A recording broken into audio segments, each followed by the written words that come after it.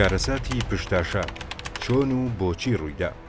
بەهاری ساڵی 1970 چەند ئەندام و کادریکی حزبی شیوعی عێراق کە بەئەستەم لە چنگی حزبی بەعەس هەڵات بوون گەیشتنە ناوچەکانی ژێردەستی یەکێتی نیشتیمانی کوردستان لە نۆکان و ناوزەنگ. سەرکردایەتی یەکێتی وێڕای پێشوازێکی گەرم لێیان چەندین تفەنگ و پێخەف و خواردنیان بۆ دابین دەکەن لەگەڵ شوێنێک تا بیکەنە بارەگا بۆ خۆیان. ئەم پێشوازی و یارمەتیە سەرەتایانە بۆ حیزبی شیوعی عێراق لەو کاتەدا زۆر گەورە بوو، چونکە دەسەڵاتی بەعەس زۆر توند کەوتبووە قەتڵ و عامی شیوعیەکان و هیچ دەرەتانێکیان بۆ نەمابوویەوە. بەڵام ئەم مانگی هەنگوینەی یەکێتی شیوعی زۆر ناخایەنێ. 2 ساڵ دواتر زنجیرەیەک شەڕ لە نێوان پێشمەرگەکانیاندا دروست دەبێت کە پاشان بە شەڕێکی خوێناوی کە بە کارەساتی پشت ئاشان ناسراوە دەگاتە لووتکەی تونند و تیژی. کارەساتی پشتاشان چۆن ڕوویدا؟ ڕۆژی 1 ئایاری 1983 گوندی چەپەک و دوورە دەستی پشتاشان لە بناری قەندیل بووە گۆڕەپانی شەڕێکی تند و خوێناوی لە نێوان پێشمەرگەکانی حیزبی شیوعی و یەکێتی نیشتیمانی کوردستاندا. شەڕەکە بە هێرشی یەکێتی دەستی پێکرد، شیوعیەکانیش بە بەرگریەکی کەم و لاواز شکستیان هێنا. لەو شەڕەدا چەندین کادر و پێشمەرگەی پیا و ژنی حیزبی شیوعی کوژران و چەندین سەرکردە و کادری و فەرماندەشیان دەستگیر کران. لە نێو دەستگیرکراوەکاندا کەریم ئەحمەد هەبوو کە بە کاتی سکرتێری حیزب بوو. هەروەها لە یەکێتیش چەندین پێشمەرگە و فەرماندە کوژران یان بریندار بوون. حیزبی شیوعی دەڵێت بەگشتی 57 کەسیان لێ کوژراوە کە بەشی زۆریان بە دیلی کوژراون، بەڵام بەرپرسانی یەکێتی ڕەتی دەکەنەوە کە شیوعیەکان بە دیلی کوژرابن، بەڵکو ئەوانەی کوژراون شەڕیان کردووە تا دوایین ساتەکانی ژیانیان. کارەساتەکە بۆچی ڕوویدا؟ ئەو ڕۆژانەی کە کارەساتی پشتاشان قەوما شەڕی ناوخۆ لە کوردستان ڕووداوێکی تازە نەبوو، نەک هەر ئەوە، بەڵکو نەریتێکی ئاسایی شۆڕشەکانی کوردستان بوو. بەڵام ئەوەی کە ئاسایی نەبوو ئەوە بوو کە حیزبی شیوعی عێراق کتوپڕ بوویە بەشێکی ئەم شەڕە و بەبێ هەبوونی هیچ شەرعیەتێکی سیاسی و شۆڕژگەڕانە حیزبی شیوعی تێکەڵ بەم نەریتە خراپەی ژیانی سیاسی و چەکداری کوردستان کرا. بەپێی گەڕانەوەی بەشێک لە سەرکردەکانی ئەو کاتی حیزبی شیوعی، تێکەڵبوونی حیزبی شیوعی عێراق بە شەڕی ناوخۆی کوردستان هەڵەیەکی کوشندە بوو. تەنانەت بەهادین نووری سکرتێری پێشووی حیزبەکە دەڵێت نەک هەڵا بگرە ئەحمەقیەکی گەورە بوو. تا ساڵی 1982 حیزبی شیوعی عێراق هەوڵی دەدا کە میانگیری بکات لە نێوان یەکێتی و پارتی و حسکدا کە ئەو کاتە لە شەڕێکی تند و خوێناویدا بوون لەگەڵ یەکتردا. بەڵام لە ناکاو ئەم میانگیریە گۆڕا و شیوعی لە پاڵ پارتی و حسک و پاسۆکدا بوو بە نەیارێکی توندی یەکێتی. بەر لە کارەساتی پشتاشان ساڵی 1983 بە تایبەت مانگی نیسانی ئەو ساڵە کوردستان ببوو بە گۆڕەپانێکی خوێناوی بەهۆی گەورەبوونی شەڕی نێوان بەرەی جوود و یەکێتی. هۆکاری گرمبوونی شەڕەکانیش ئەوە بوو کە ئێران بە هاوکاری پارتی دەیویست لە حاجیۆمرانەوە بێتە ناو عێراقەوە تا قورسایی شەڕەکەی لەگەڵ عێراق بێنێتە ئەم ناوچەیەشەوە. بۆ ئەمەش بەرنامە داڕێژرا بوو کە پارتی لە ژێر ناوی ئەم هێرشەدا شەڕی یەکلاکردنەوە لەگەڵ یەکێتیدا بکات. شەوی 28 نیسان پێشمەرگەکانی پارتی و حەسک هەڵیان کوتایە سەر بارەگای یەکێتی لە گوندی بالیسان لە ناوچەی خۆشناوەتی و هەرزوو کۆنتڕۆڵیان کرد. بەم هێرشە مەترسی گەورە کەوتە سەر یەکێتی. دواتر دەرکەوت بەشێک لە قیادەی هەولێری حیزبی شیوعی عێراق لە شەڕی داگیرکردنی مەڵبەندی یەکێتی لە بالیسان بەشدار بوون.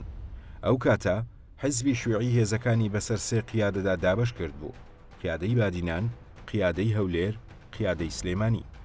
بەر لەم هێرشە پارتی و حسک فشاریان لە سەرکردەکانی قیادەی هەولێری حیزبی شیوعی کردبوو کە دەبێ بەشداری بکەن لە شەڕی دەرپەڕاندنی یەکێتی لە ناوچەی هەولێر. کەریم ئەحمەد کە ئەو دەمە لە بری عەزیز محەممەدی سکرتێر کارەکانی ڕادەپەڕاند، لە کتێبی بیرەوەریەکانیدا ڕێڕەوی تێکۆشان سەبارەت بە پشت ئاشان ئاماژە بەنامەی ئەندامێکی کۆمیتەی ناوەندی حیزبەکەی دەکات کە بۆی ناردووە و تێیدا دەڵێت پارتی و حسک دەیانەوێت چالاکیێکی سەربازی ئەنجام بدەن بۆ دەرکردنی یەکێتی لە ناوچەکەدا. ئێمەش لە ناو بەرەی جووت هاوپەیمانین و ناکرێت دەستبەرداری هاوپەیمانەکانمان ببین. هەرچەندە کەریم ئەحمەد لە وەڵامدا دەڵێت ئێمە لەگەڵ یەکێتیدا ڕێکەوتنمان هەیە کە دۆست بین و شەڕ نەکەین. هیچ ڕەوایەتێکی تێدا نییە بچین بە گژیاندا. بەڵام پاشان بە دوودڵیەوە مەسەلەکەمان بۆ خۆیان جێهێشت کە چۆنیان بە بارزانی وا بکەن. ئەوە بوو قیادەی هەولێر لە پرۆسەکەدا بەشداریان کرد کە ئەمە کارێکی هەڵە بوو. هەروە فاتیح ڕەسوڵ ئەندامی ئەو کاتەی کۆمیتی ناوەندی حیزبی شیوعی عێراق کە ڕۆژی کارەساتەکە بۆ خۆی لە پشتاشان بووە لە کتێبی بیرەوەریەکانیدا چەند لاپەڕەیەک لە مێژووی خەباتی گەلی کورد بە چەندین بەڵگە دەیسەلمێنێ کە بەشداریکردنی حیزبی شیوعی عێراق لە شەڕی جوود و یەکێتیدا هەڵەی گەورە بوون. فاتیح ڕەسوڵ دەیگێڕێتەوە لە کۆبوونەوەیەکی سەرکردایەتی یەکێتی شیوعیدا پێش داگیرکردنی مەڵبەندی یەکێتی لە بالیسان کە مام جەلال و نەوشیروان مستەفا ئامادە دەبن، مام جەلال داوایان لێ دەکات حیزبی شیوعی نەبێتە بەشێک لە شەڕی یەکێتی وجود. هەرچیش پێویست بێ دەیکات تا نەبنە لایەنێکی شەڕەکە. پاشان نەوشیروان مستەفا ڕوو دەکاتە سەرکردەکانی حیزبی شیوعی و پێیان دەڵێت ئێمە ئەم ناوچانەمان بە خوێن پاراستووە و لێ ناگەڕین داگیر بکرێن، بۆیە هەرچی بتوانین دەیکەین تا ئەو شوێنانەمان بەدەستەوە بمێنێ. سەرەڕای قسەکانی مام جەلال و هەڕەشەکەی نەوشیروان مستەفا، سەرکردەکانی حیزبی شیوعی عێراق هەر لە ناو خۆیاندا چەندین ئاماژەی تریان پێدرا بوو کە شەڕکردن لەگەڵ یەکێتی باجێکی قورسی بەدواوە دەبێت. بەڵام بڕیار بەدەستەکانی سەرکردایەتی یەکێتی هیچ بایەخێک بە مەترسیەکان و هۆشداریەکان نادەن تا ئەو ڕۆژەی بە چاوی خۆیان باجە قورس و سەختەکەیان بینی. بەهادین نووری کە ساڵانێکی زۆر سکرتێری حیزبی شیوعی عێراق بوو، ئەو ڕۆژانەی کارەساتی پشتاشان ڕوو دەدات ئەم سەرکردایەتی قیادەی سلێمانی شیوعی دەکات، هەوڵێکی زۆر دەدات شیوعی نەبێتە بەشێک لە شەڕە خوێناویەکەی نێوان یەکێتی وجود. بۆ ئەمەش لە ناوچەکەی خۆی لەگەڵ یەکێتی ڕێکەوتنامەیەکی ئیمزا دەکات کە پێشمەرگەکانیان شەڕی یەکدی نەکەن. بەهادین نووری لە کتێبی بیرەوەریەکانیدا هەرچەندە ڕاستەوخۆ یەکێتی تاوانبار دەکات بە دەست پێشخەری لە شەڕدا و مەیلی خۆسەپاندنی هەبووە، بەڵام دەڵێت بەشداریکردنی حیزبی شیوعی لە داگیرکردنی مەڵبەندی یەکێتی لە بالیسان نەک هەڵە بوو، بەڵکو ئەحمەقیەکی گەورە بوو. شیوعیەکان تەنیامانەوە. پارتی کە سەرۆکایەتی بەرەی جوودی دەکرد سەرکەوتوو بوو لەوەی حەسک و شیوعی بخاتە بەرەکەی خۆی دژی یەکێتی و شەڕی گەورەیان پێ بکات، بە تایبەت داگیرکردنی مەڵبەندی یەکێتی لە بالیسان.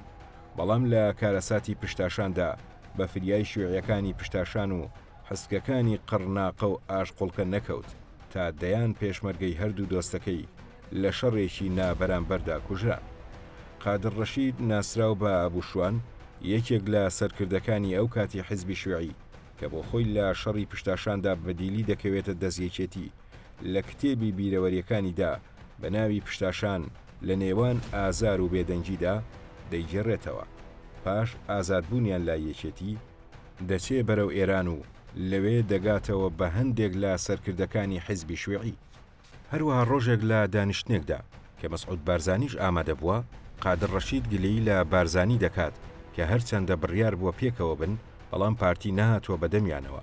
لە کارەساتی پشتاشاندا بارزانی بە نیگەرانیەوە وەڵامی دەداتەوە کە ئێوە نەتانتوانی تەنانەت یەک ڕۆژیش بەرگری بکەن، ئیتر ئێمە لەکوێ بتوانین یارمەتیتان پێ بگەێنین. ئەمەش نیشانی دەدات کە سەرکردایەتی حیزبی شیوعی و پارتی بەرنامەی تەواویان هەبووە کە پەلاماردانی یەکێتی تەنها بە مەڵبەندی هەولێری یەکێتیەوە نەوەستێ، بەڵام کارەساتی پشتاشان کە تێیدا حەسک و شیوعی و پاسۆک شکستی قورسی سیاسی و سەربازیان بەرکەوت، پلانەکان بە خوێنی دەیان پێشمەرگەی خێر لە خۆنەدیوی هەموو حیزبەکان بوو بە هەڵم و چوو بە هەوادا.